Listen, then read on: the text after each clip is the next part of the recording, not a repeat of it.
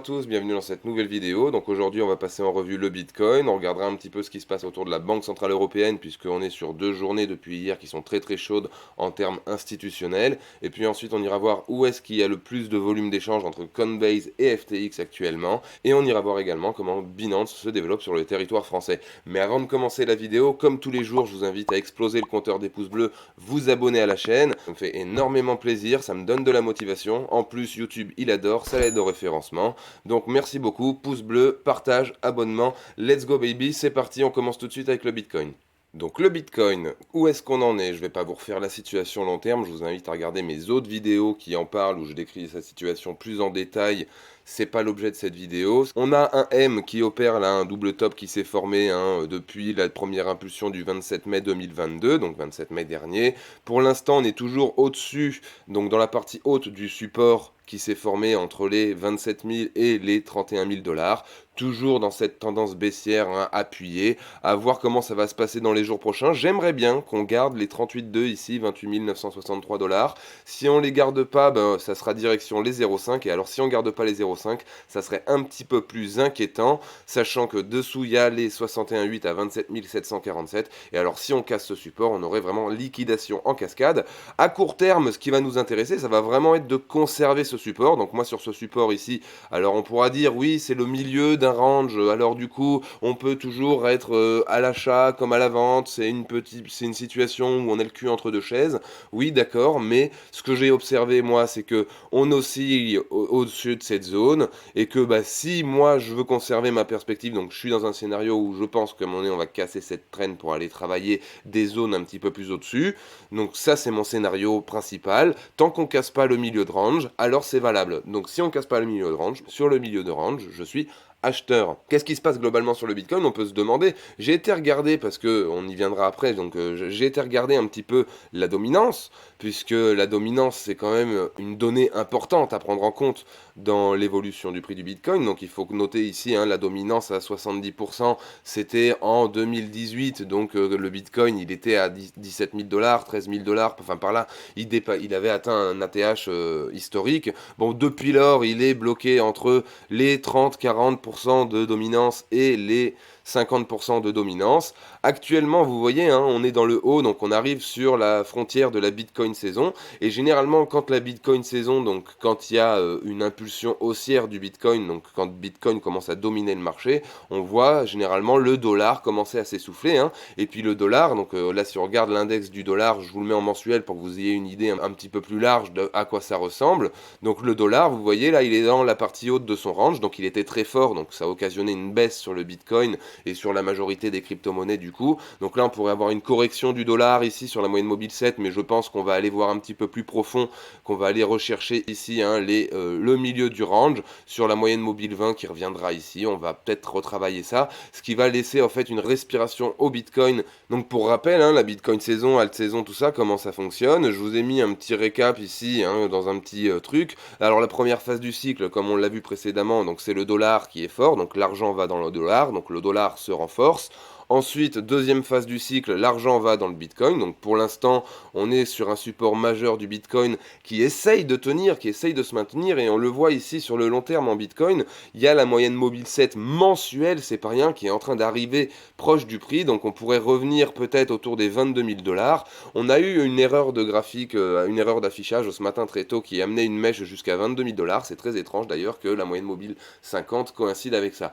Quoi qu'il en soit, pour l'instant, on est dans une phase où le Bitcoin reprend de la force. Est-ce qu'on va avoir un déversement de liquidité dans les haltes pendant la correction du dollar? Ça, c'est ce qu'on va voir dans les jours et les semaines qui viennent. Je me suis amusé également, puisqu'après on va faire un petit point macro, sur le Bitcoin CME, donc sur ce graphique-là, le CME, donc les contrats à terme. Je me suis amusé à regarder les mouvements en fonction des différentes rencontres et des différentes conférences de la Banque centrale.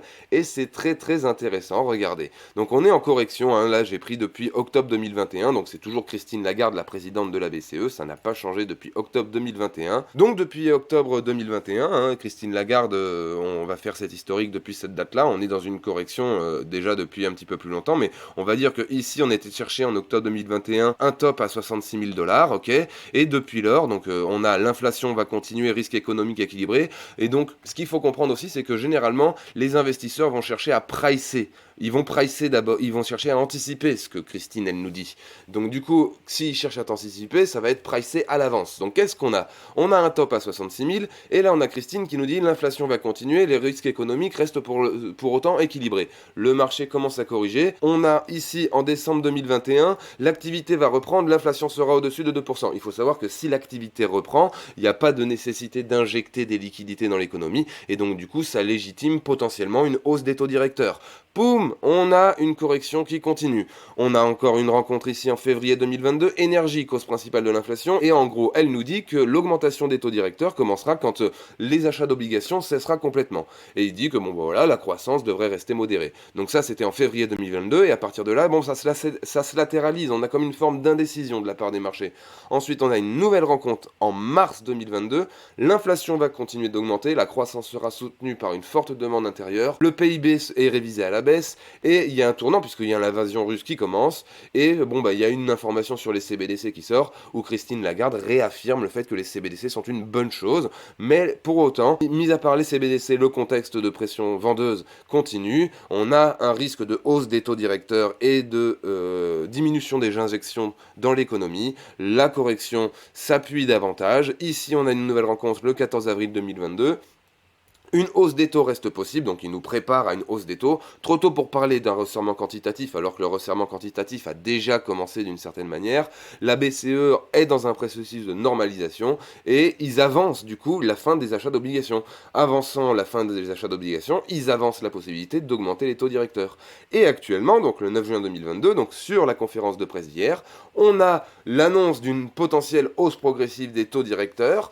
On a une annonce qui nous dit que le coût de l'énergie va rester élevé et que, bon, bah, principalement, on a une pression inflationniste qui est très importante. Donc, il y a des fortes probabilités d'augmentation des taux et il y a même certains investisseurs qui pensent qu'une augmentation des taux supérieure à 25 points d'ici avant septembre. Ceci étant dit, on va voir un petit peu ce qui se dit, hein, quelle est l'actualité qui se dit, puisqu'aujourd'hui c'est encore une journée chargée pour la communauté européenne en ce qui concerne le plan institutionnel, les annonces, les conférences de presse et le tutti quanti. Donc on va regarder ça un petit peu plus en détail à partir d'un article qu'on a récupéré dans Les Échos, et on va regarder ça tout de suite du coup.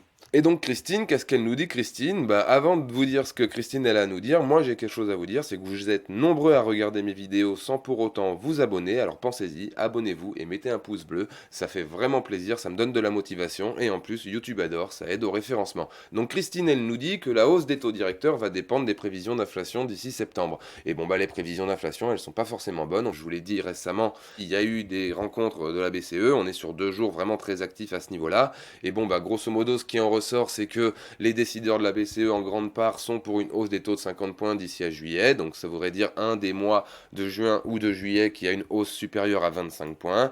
Ensuite, il y a Lagarde qui nous dit qu'il va commencer à falloir adopter de bonnes pratiques pour commencer une augmentation progressive des taux, et ça c'est renforcé par le fait que les énergies vont continuer d'augmenter et à rester chères à court terme, et l'inflation s'aggrave et s'intensifie. Donc du coup, ça laisse pas présager un bon contexte macroéconomique pour un marché haussier. Bon bah on verra bien comment ça va se passer dans les jours prochains. Gardez quand même une partie de votre cash, si jamais le Bitcoin va à 20 000, vous serez content de l'avoir. On va quand même terminer sur une note positive et je proposerai un petit sujet de débat à la fin, si jamais ça vous intéresse, vous me direz ça en commentaire.